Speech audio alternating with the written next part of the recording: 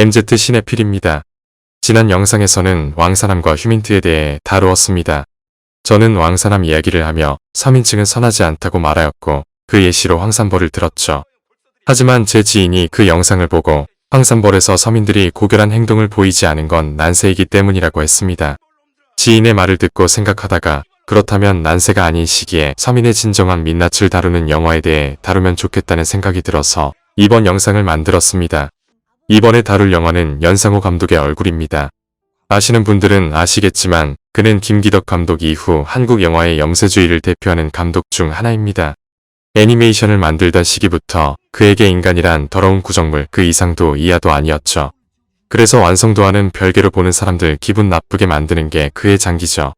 이런 그의 성향은 첫 실사 영화인 부산행에서 상당히 희석되었고 그 결과 그는 천만 감독이 되었으며 한국에는 좀비 열풍이 불게 되었습니다. 하지만 달이 차면 기운다는 속담처럼 이후 그의 영화들은 혹평을 면치 못하였습니다.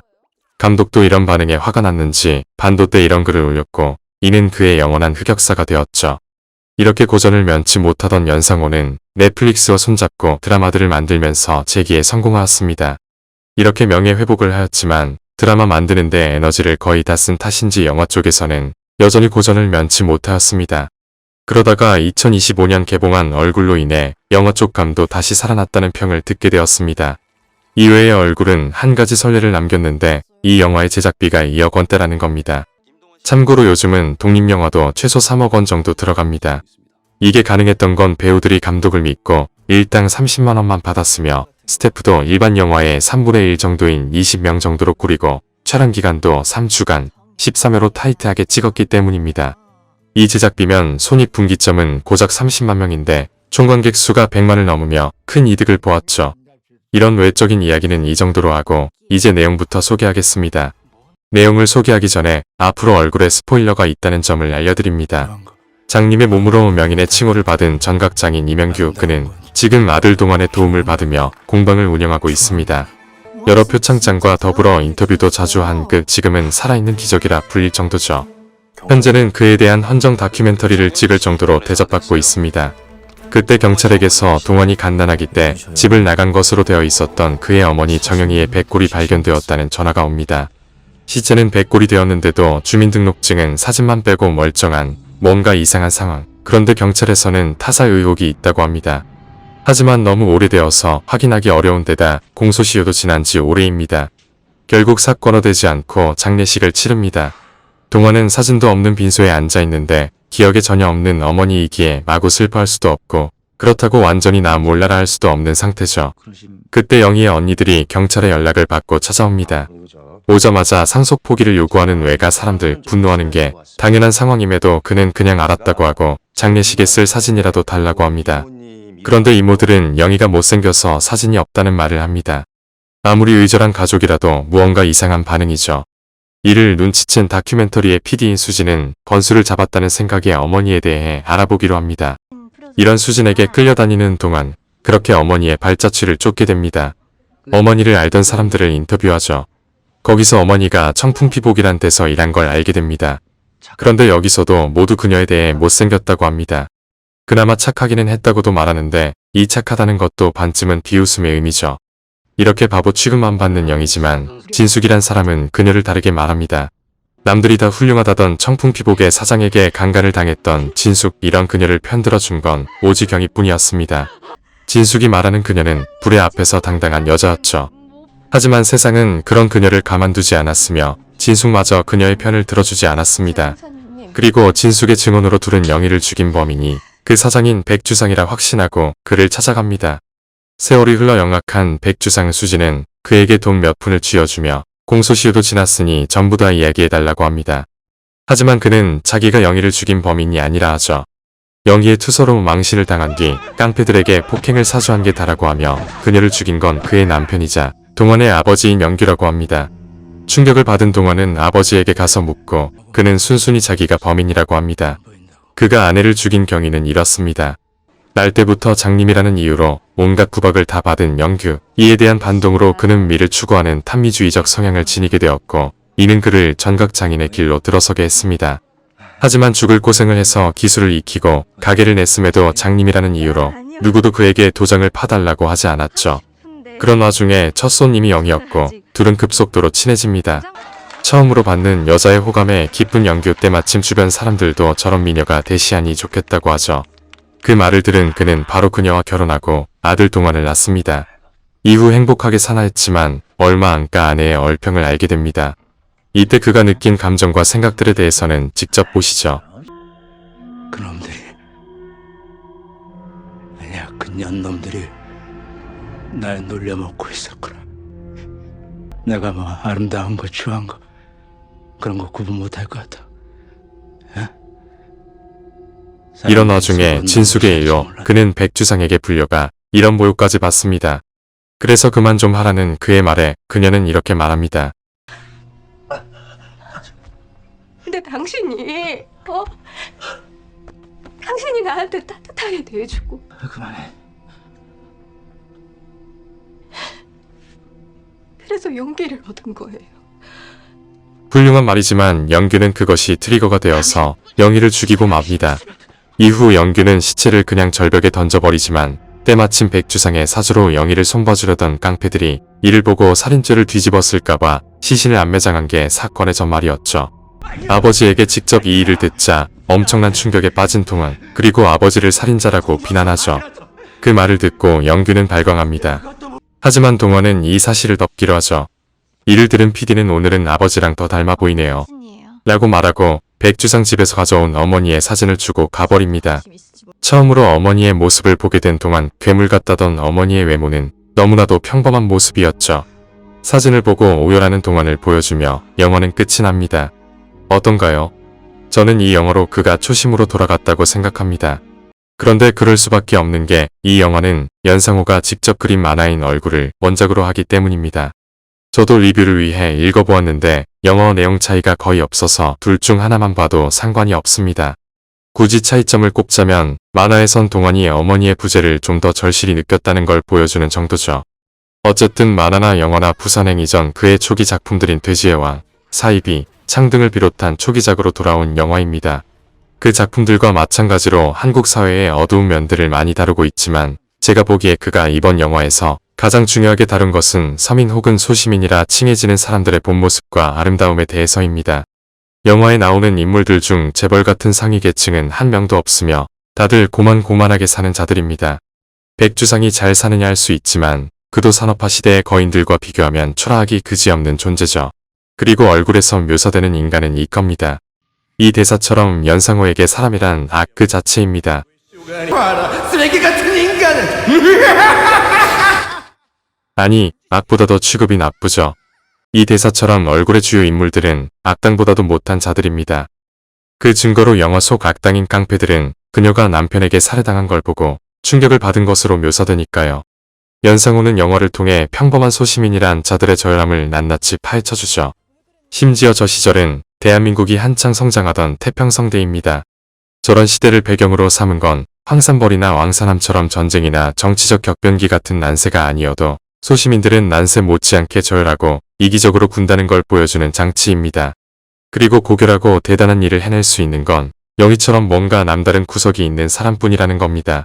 왕사남의 유해진 예시를 들며 반론하실 분들도 계실 텐데 이 어뭉돌한 사람은 단종의 시신을 거두며 선한 일을 하다가 화를 입는 것은 내가 달게 여길 바이다 라는 말을 한 걸로 전해집니다. 즉 실제 역사 속의 어뭉도는 유해진 같은 소시민이 아니라 대쪽 같은 선비였을 겁니다. 하지만 대중성을 위해 장항준은 어뭉도를 소시민 같은 인물로 각색한 거죠. 연상호가 왕사남에 대한 코멘트를 남기지는 않았지만 광천골 사람들 묘사에 대해 치를 떨었을 건 분명합니다. 소시민에 대해서는 이 정도로 하고 이제 아름다움에 대해 이야기해보죠. 얼굴이란 제목으로 알 수 있듯 이 영화가 소시민 외에 가장 날석에 비판하는 건 외모에 대한 사회적 가치입니다. 영희의 삶이 이렇게 시궁창으로 떨어진 가장 큰 이유 중 하나가 바로 그녀의 외모 때문입니다. 그리고 마지막에 그녀의 사진을 보여주며 이런 아름다움에 대한 평가가 얼마나 허망한지 보여주죠. 이에 대해서는 너무나도 직관적이어서 뭐라 더 할 말이 없습니다. 외모에 대해 다루는 대부분의 창작물들이 주는 교훈은 외모지상주의와 얼평은 나쁘다는 것이며 얼굴도 이런 작품들의 연장선상에 있는 겁니다. 여기까지 들으신 분들은 이 영화가 명작이나 수작의 반열에 오를 거라 생각하실 겁니다. 하지만 이 영화는 치명적인 단점들이 많이 있습니다. 제가 얼굴이 연상호가 초심으로 돌아갔다고 했는데 이는 연상호 감독의 단점도 고스란히 드러난다는 걸 의미합니다. 제가 앞에서 영희의 시체는 백골이 되어도 주민등록증은 사진만 빼고 멀쩡한 뭔가 이상한 상황이라고 했죠. 영화에서는 이런 이상한 부분들이 굉장히 많이 나옵니다. 우선 처가 사람들이 상속 포기를 요청하던 저때 칼자루를 쥔 건 동환과 영규 부자입니다. 만일 이들이 역정을 내면 저들은 싹싹 빌어야 할 처지죠. 애초에 상속 포기를 노릴 거면 장례식 때는 눈물, 콧물 다 짜며 점수 좀 딴 다음에 자기들 사정이 어렵다며 두 손 모아 싹싹 빌어야죠. 그리고 수지는 일개 PD면서 국정원 뺨칠 정도로 사람을 잘 찾습니다. 보다 보면 이 여자 그쪽으로 커넥션이 있는 거 아닌가 싶을 정도죠. 영화의 이런 면은 장르적인 재미도 반감시킵니다. 이 영화의 장르는 사회비판물인 동시에 추리물입니다. 하지만 제가 말한 자기성 때문에 추리물로서는 낙지입니다. 증인들을 너무 잘 찾는 거야 러닝타임 때문이라지만 그들은 너무 술술 잘 붑니다. 아무리 공소시효가 지났다지만 모두 강간과 폭행 사주, 살인까지 자신의 범죄들을 성심성의껏 자세하게 잘 말해줍니다. 특히 영규의 경우 증거도 없이 증언만 있으니 앞으로 아들과의 관계를 생각하면 발뺌하고 그 사장을 범인으로 몰고 갈 수도 있음에도 이럽니다. 이건 감독이 이야기를 쉽게 진행하려는 꼼수죠. 이 꼼수의 절정은 바로 범인의 정체입니다. 전 이 영화에서 영희의 유골이 나온 순간 영규가 범인이라고 생각했습니다. 추리물에서 아내가 죽으면 99%는 남편이 범인이니까요.